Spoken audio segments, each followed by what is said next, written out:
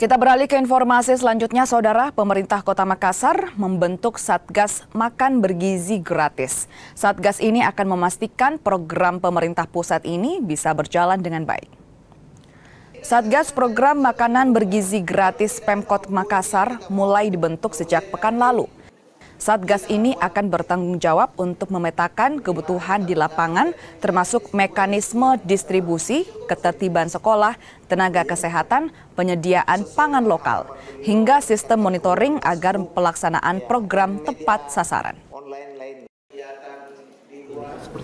Saya kira ini adalah rapat awal kita sebagai Satgas MBG Kota Makassar. Kita ini sudah melakukan pertemuan untuk seluruh anggota Satgas dan alhamdulillah pertemuan ini sangat positif karena kita sudah bisa memetakan persoalan-persoalan apa yang terjadi saat ini dalam pelaksanaan MBG di Kota Makassar, dan kita sudah akan memetakan untuk memecahkan permasalahan tersebut ya sesuai dengan kewenangan masing-masing. Kami optimis karena di sini sudah lintas SKPD dan kemudian melibatkan TNI, Polri, Kejaksaan dan para camat ya.